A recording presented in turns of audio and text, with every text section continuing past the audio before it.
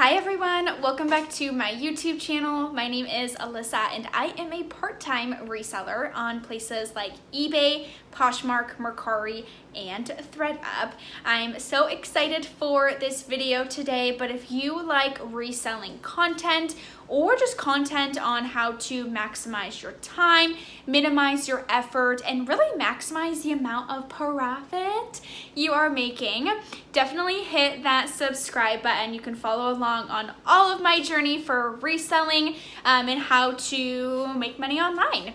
So let's jump into today's video, and it's all about a $20 reinvesting challenge that I have decided to create for myself and do. So first, what is a $20 reinvesting challenge? Basically, I started with $20 and I'm going to see how far and how much I can reinvest $20 in the course of 1 year. So I started this challenge on July 19th, 2021. This video is airing a couple days afterwards, but wanted to make sure I had some items to put up in my closets before we got this video going. So in this video, we'll cover 4 things: my why, the rules, the advantages that I have already as a reseller, and then also for the goals that I have. And at the end, I'll show you exactly the items that I picked up in my first haul, and you can shop them in my Poshmark, eBay, or Mercari closets. So let's start with the why. Why am I doing this? Why spend a whole year doing a $20 reinvesting challenge? Well, first of all, I want to show myself and you exactly how far $20 can go really in the course of a year, and that you can also take $20 and reinvest it yourself. But I also want to show that starting a side hustle has a very low barrier of entry. You don't need a lot, but you can start your own side hustle business and make profit, whether it's for savings or investing or just extra income every month. Whatever it is, we all have different reasons, but I want to show you and myself that you can do this, I can do this, this is attainable and achievable. But I also want to show that proof of reinvesting, but also the combination of your hard work, my hard work, will really yield great dividends in the long term. I want to show that $20 over the course of the year can really achieve thousands of dollars from a reselling business, and sort of comparing that to maybe the stock market or an investment portfolio, or just putting it in a regular bank savings account. Like, how far can $20 go in a reselling business? And then kind of the last thing is that you can make money online. I can make money online. Let's see how much money we can make online. Okay, so that was the why. Now the rules. I'm a very rules-oriented person. I love making rules. I'm very disciplined and I love sticking to them. So rule number 1 is that this challenge will go from July 19th, 2021 to July 19th, 2022. Rule 2 is that I have to reinvest every single dollar of revenue. So through the course of this challenge, I'm not going to be focused on profits. I'll sort of know how much profit I'm making off of each item, but essentially all revenue, which is the money that I'm getting paid out from the platforms, every single penny will be reinvested into this challenge, into my reselling business. The third rule is that everything has to be sourced new to me. I can't use any of my current inventory. I physically have to go out and find new inventory. The fourth rule is I have to do all of the draftings and listings myself. I normally use Fiverr, which is a virtual assistant VA platform where you can hire pretty much anyone to do anything for you. That's what I normally use, and I have a VA that drafts my listings, and I mentioned it in this video that I'll link above, but for the most part, she's awesome. But for this challenge, we're trying to minimize costs as much as possible.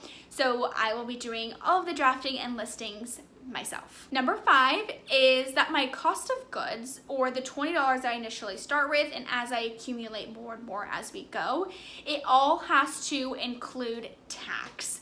So here in the state of Washington, we do have sales tax. So the dollars that I do spend, I have to account for tax when I'm purchasing items, which brings us to the next rule is that if I am purchasing items at a store and my total is more than what I have to put something back. I cannot dig through my coin purse and find extra or spare change. I can only use the money that I've accumulated, whether it's a leftover of this $20 or the revenue from items that I have sold.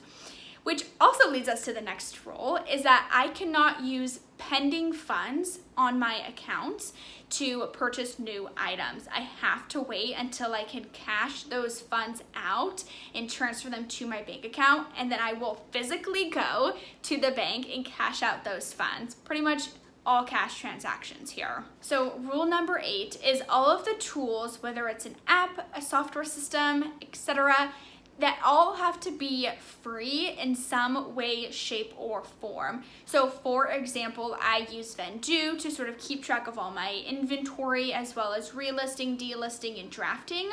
If you sign up, you can actually use the referral link below, and I believe you get 25% off your first month, but you do get 5 free listings a month that you can use to the full advantage of the software program. So you can relist, delist, and everything in between. So you get 5 free a month. I also use an app called Photo Room. I believe it's part of the Adobe software package. If you sign up, you do get 3 free days as a free trial. So if you photograph a bunch of items, with your phone, and then use that app to sort of like remove the background of your photos, that's what I do, then just cancel your subscription and move on. And the next time you do a bunch of photos, just use a different email and you're good to go. And then the last rule, not really rule, just so you can shop the items in my closet if you would like, is I will put LC20 in all of the listings that I do. So if you wanted to go search my closet, find those items and purchase them, that would be really awesome and honestly help out this challenge here. So what advantages do I have already as a part-time reseller? The first advantage that I sort of came up with is that I have previous sales and reviews on all of my platforms. So in those platforms' eyes, I am a reliable, on time, efficient seller with reviews. So if a shopper is comparing one of my items to someone who just started their own closet, same price, everything's the same, likely they would purchase with me because I have very positive reviews and purchase histories from the past. So what I think you should do if you're trying to overcome that issue, and definitely controversial, but undercut me on price. Like lower your item by a couple of dollars, and that way customers are more inclined to purchase with you versus with me. The second advantage is really my brain, the knowledge in my brain that I have already, especially around, keywords, how to describe items, what's the best way to draft listings, all of that sort of stuff, is in my brain, and I've accumulated it over the past, I think 9-10 months I've been reselling. I started in September of 2020. And so how you overcome this is use search engines, use Google style names of shirts, style names of dresses, style names of sweater, how to describe necklines, type of necklines. Do those type of searches and you'll start to accumulate a really great knowledge base of your own. And the third advantage that I have is the fact that I do have $20 to spend. I took $20 out of my reselling business account and I am using that money to reinvest over and over again. I understand that not everyone has a spare $20 to spend and to start their own reselling business. Maybe you have 15, maybe you have 10, maybe you have 5, maybe you don't have any extra cash. And so what I would encourage you to do is ask friends, ask family members, look in your own closet and see what you could possibly resell. Look around the house. What do not use? What could you get rid of? Instead of donating that, could you resell it? Maybe you're only making a couple of dollars off of it, but that's a couple of dollars that you didn't have before you sold it. And so what are my goals for this challenge? Like, what am I hoping to accomplish? The number one thing is I want to turn $20 into $2,000 reinvested by the end of July 19th, 2022. And what I mean by that is not a total of $2,000, but at that given time, I have $2,000 of inventory reinvested into the business. It may seem like a lofty goal, but I definitely think I can do it, and it's gonna push me to do that much better, to get that much better at my reselling business. And so I'm excited, and I really hope that I meet that goal. But I will be posting sort of updates and videos on this challenges every month in addition to the weekly videos that I post. So you will get an update on how this $20 reinvesting challenge is going. So definitely hit that subscribe button, turn on the notification bells to get alerted of, when my new videos post, and you can follow along this journey, and you could also start your own $20 reinvesting challenge as well. I know you're probably thinking to yourself, so if she gets to 2,000, what does she do with all of it? Like, what is she gonna do? And that's a great question. If you have an idea of what I should do, leave it in the comments below. I'm completely undecided on this. I may, liquidate all the inventory, send it to ThredUp, or take it to Plato's, or Crossroads, or Style Encore, a buy-sell trade store, whatever it may be. But I also might just keep it in my closet and just start cashing out and putting that money towards something else, or redoing the challenge over again with $20 and taking all of that profit and putting it into an investment portfolio or spend it on a vacation.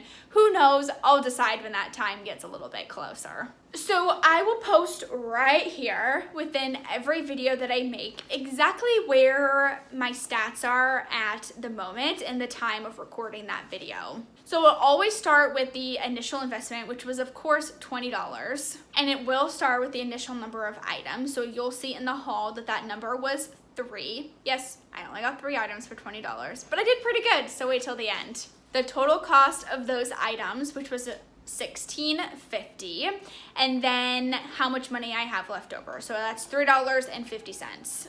This will probably all change as I sort of get in the groove and how to figure out the best way to relay this information to you. If you ever have feedback, I'm definitely someone who always wants to improve, so please leave it in the comments below. Now time for the haul. So I did get 3 items from the Goodwill. I had planned to get a lot more as I went on their color tag of the day, which was on a Monday, so it's like $1.99. I'd planned to get around 7 or 8 items, but I got 3. And the first item was this pair of Escada jeans. They are in excellent condition. I was very surprised that I found them. I believe they'll sell somewhere between about $40 and $50 on Poshmark. At least that's what the comps were telling me. These were $7.99 before tax. The next item I got was this pair of frame jeans. They're ankle cut, skinny. These were $4.99. I was shocked that these were even still left because I went at like 5:30 on a Monday. I went after work. It was late. It's probably been super picked through, but $4.99 before tax. And normally this brand is in the fashion forward section of the Goodwill, so for them to even still be there was awesome. And then the third item I got this for $1.99, and it's a Toby sort of off the shoulder mini red dress. It's super cute, and I expect it to sell between like $15 and $20 on Poshmark or any of the platforms really.